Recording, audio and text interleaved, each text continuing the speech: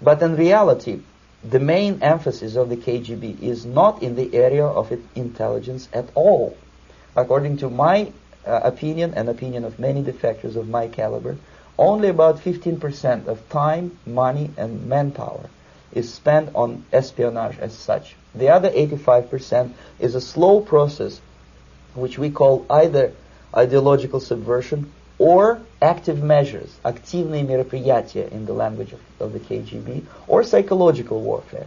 What it basically means is to change the perception of reality of every American to such an extent that despite of the abundance of information, no one is able to come to sensible conclusions in the interests of defending themselves, their families, their community, and their country. It's a great brainwashing process which goes very slow, and it's divided in 4 basic stages. The first one being demoralization. It takes from 15 to 20 years to demoralize a nation. Why that many years?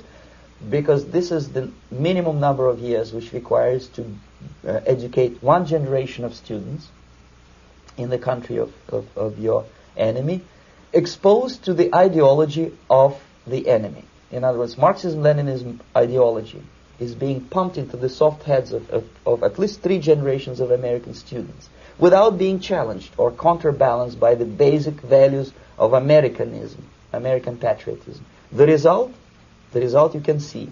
Most of the people who graduated in the 60s, dropouts or half-baked intellectuals, are now occupying the positions of power in the government, civil service, business, mass media, educational system. You are stuck with them. You cannot get rid of them. They are contaminated. They are programmed to think and react to certain stimuli in a certain pattern.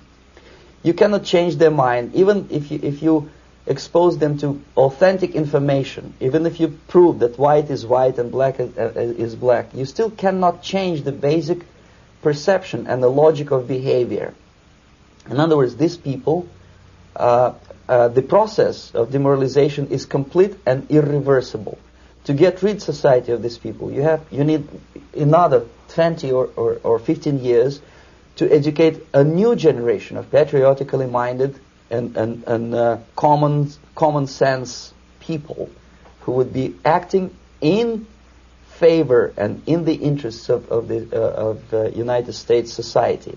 And yet these people who've been programmed and, as you say, in place and who are favorable to an opening with the Soviet concept, these are the very people who would be marked for extermination in this country? Most of them, yes. Simply because the psychological shock when they will see in future what the beautiful society of equality and social justice means in practice, obviously they will revolt. They will be very unhappy, frustrated people, and the Marxist-Leninist regime does not tolerate these people. They will join the links of dissenters, dissidents. Unlike in present United States, there will be no place for dissent in future Marxist-Leninist America. Here you can get popular like Daniel Ellsberg and filthy rich like Jane Fonda for being dissident, for criticizing your Pentagon. In future, these people will be simply squashed like cockroaches. Nobody is going to pay them nothing for their beautiful, noble ideas of equality. This they don't understand, and it will be a greatest shock for them, of course. The demoralization process in the United States is basically completed already. For the last 25 years. Actually, it's overfulfilled, because demoralization now reaches such areas where previously not even Comrade Andropov and all his experts would even dream of such a tremendous success. Most of it is done by Americans to Americans, thanks to lack of moral standards. As I mentioned before, exposure to true information does not matter anymore. A person who was demoralized is unable to assess true information. The facts tell nothing to him. Even if I shower him with information, with authentic proof, with documents, with pictures, even if I take him by force to the Soviet Union and show him concentration camp, he will refuse to believe it. until he is going to receive a kick in his fat bottom. When a military boot crashes then he will understand, but not before that. That's the tragic of the situation of demoralization. So basically America is stuck with demoralization, and unless, even if you start right now, here, this minute, you start educating new generation of Americans, it will still take you 15 to 20 years to turn the tide of ideological perception of reality back to normalcy and patriotism. The next stage is destabilization.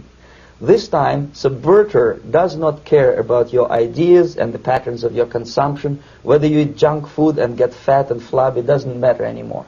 This time, and it takes only from 2 to 5 years to destabilize a nation, what matters is essentials: economy, foreign relations, defense systems.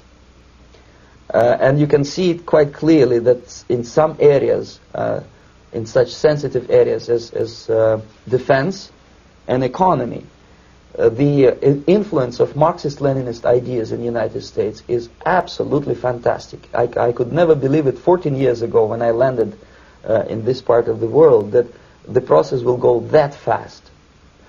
The next stage, of course, is crisis. It may take only up to 6 weeks to bring a country to the verge of crisis. You can see it in Central America now. And after crisis, with a violent change of power, structure, and economy, you have so-called the period of normalization. It may last indefinitely. Normalization is a cynical expression borrowed from Soviet propaganda. When the Soviet tanks moved into Czechoslovakia in '68, Comrade Brezhnev said, "Now the situation in brotherly Czechoslovakia is normalized." This is what will happen in the United States if you allow all these schmucks to bring the country to crisis, to promise people all kind of goodies and the paradise on earth, to destabilize your economy, to eliminate the principle of free market competition, and to put a big brother government in Washington, D.C., with benevolent dictators like Walter Mondale, who will promise lots of things, never mind whether the promises are fulfillable or not. He will go to Moscow to kiss the bottoms of new generation of Soviet assassins, never mind. He will create false illusions that the situation is under control. Situation is not under control. Situation is disgustingly out of control. Most of the American politicians, media, and educational system trains another generation of people who think they are living at a peacetime. False. The United States is in the state of war, undeclared total war against the basic principles and the foundations of this system. And the initiator of this war is not Comrade Andropov, of course. It's the system. However ridiculous it may sound, the world communist system or the world communist conspiracy, whether I scare some people or not, I don't give a hoot. If you are not scared by now, nothing can scare you. But you don't have to be paranoid about it. What actually happens now, that unlike myself, you have literally several years to live on unless the United States wake up. The time bomb is ticking. With every second, the disaster is coming closer and closer. Unlike myself, you will have nowhere to defect to, unless you want to live in Antarctica with penguins. This is it. This is the last country of freedom and possibility. Okay, so what do we do? What is your recommendation to the American people? Well, the immediate thing that comes to my mind is, of course, there must be a very strong national effort to educate people in the spirit of real patriotism, number one. Number two, to explain them the real danger of socialist, communist, whatever, welfare state, big brother government. If people will fail to grasp the impending danger of that development, nothing ever can help United States. You may kiss goodbye to your freedom, including freedoms to homosexuals, to prison inmate. All this freedom will vanish, evaporate in 5 seconds, including your precious lives. The second thing, the moment at least part of United States population is convinced that the danger is real, they have to force their government. And I'm not talking about sending letters, signing petitions, and all this beautiful, noble activity. I'm talking about forcing United States government to stop aiding communism.